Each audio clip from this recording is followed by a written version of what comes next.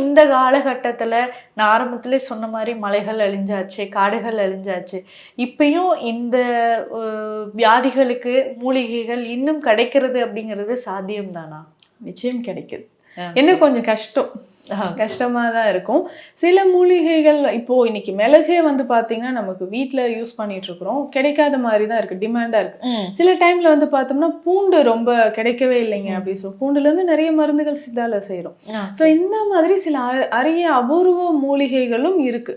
So அந்த லிஸ்ட்ல பார்க்கும்போது நிறைய ஹெர்ப்ஸ் வந்து ஓகே இது வந்து டேஞ்சர் ஜோன்ல இருக்கு, அழிஞ்சுக்கிட்டே வருதுன்ற லிஸ்ட்ல தினம் கொஞ்சம் கொஞ்சம் மூலிகை சேர்ந்துக்கிட்டே தான் வருது. ஸோ அதையும் வந்து இப்போல்லாம் மீட்டெடுத்து அந்த விதைகளை வந்து ஸ்ப்ரெட் பண்ணி நிறைய வந்து மூலிகைகளை வளர்த்துட்டு தான் இருக்கும். ஸோ அதுக்கு ஏற்ற மாதிரி அந்த மூலிகை பயன்பாடுகள் தெரிஞ்சு எல்லாருக்குமே நான் பர்சனலாக சொல்கிற ஒரு அட்வைஸ் என்ன, மெடிசன் கரெக்டாக சாப்பிடணும், வேஸ்ட் பண்ணக்கூடாது. வேஸ்ட் பண்ணாதீங்க. ஏன்னா மெடிசன் செய்கிறது ரொம்ப கஷ்டம்.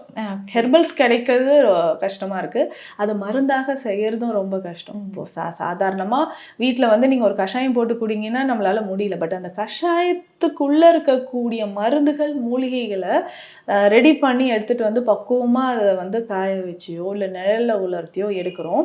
அதை வந்து டாக்ஸிசிட்டி, அது வந்து சுத்தி முறைன்றது ரொம்ப இம்பார்ட்டன்ட்.